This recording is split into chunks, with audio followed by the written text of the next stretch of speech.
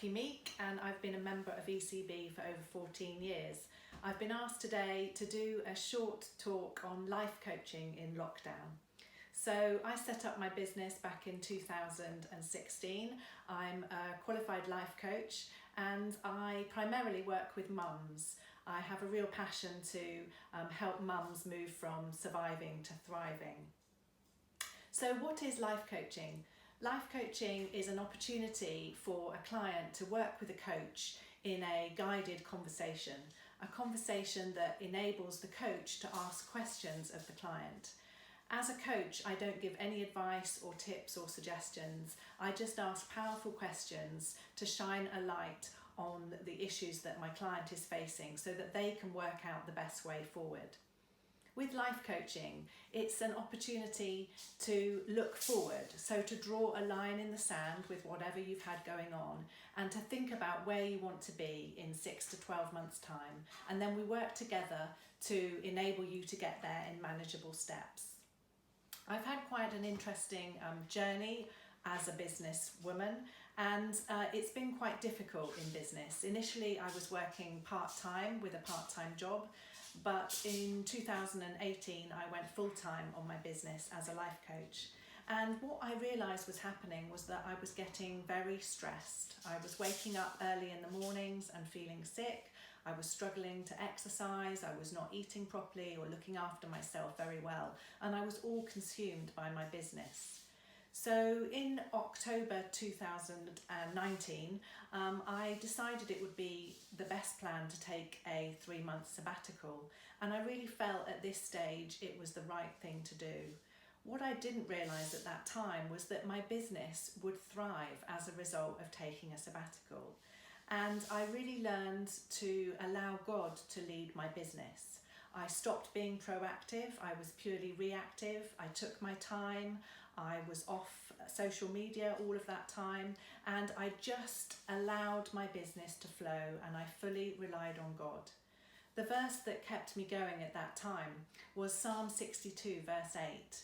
Trust in him at all times, O people. Pour out your hearts to him, for God is our refuge. And those 3 months were a real refuge with God, and it has transformed how my business has operated, and I'm really thankful for that time. The other verse that comes to mind during that time is that the yoke that we have through our relationship with God is easy, it's not difficult, and that has really enabled me to work in a different way now. So we find ourselves in lockdown over the last 3 months. So what has coaching been like in lockdown? Well, I saw a great article which said about the fact that we're all in a storm, but that we're all in different boats. And for some people, they have an amazing super yacht in lockdown, and for other people, they're in a rowing boat and they've only got one oar.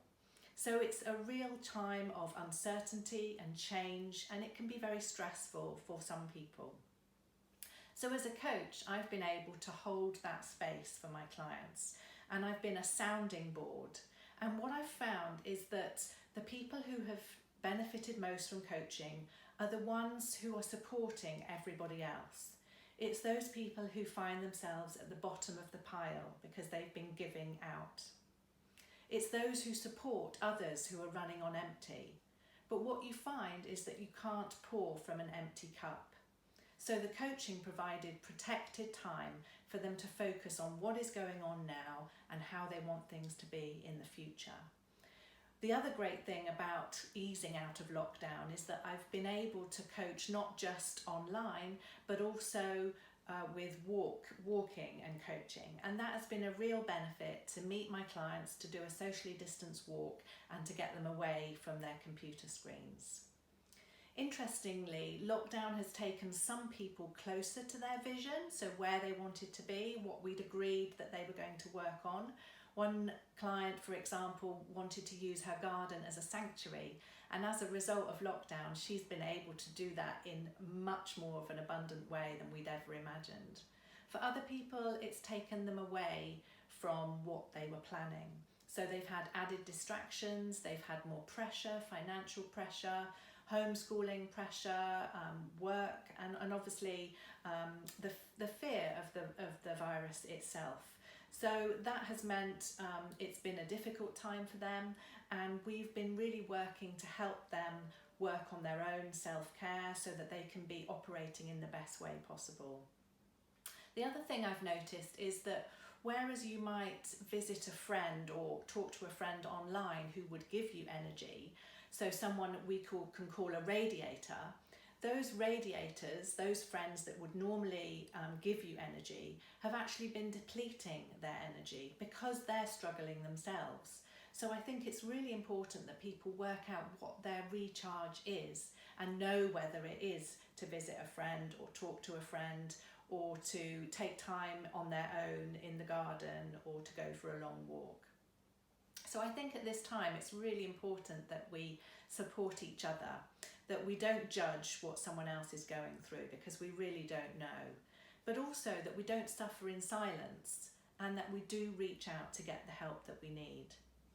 And as I said earlier, it's really important to know what your recharge is, so get clear about what you need. So as a coach, I've got some questions to finish with, and I'd like you to just ponder these questions and take a moment to grab a cup of coffee, grab a piece of paper and a pen and just note them down and take some time to think about these questions. So firstly, what things have you started doing during lockdown that you'd like to continue? Are you ringing a friend regularly? Are you exercising? Are you cooking? What new family routines have you established?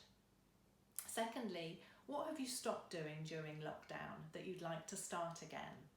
So is there things that you're really missing that you want to pick up again? So you can start to perhaps make some of those steps as lockdown eases. And what do you need to recharge? And how can you ensure that happens as we ease out of lockdown?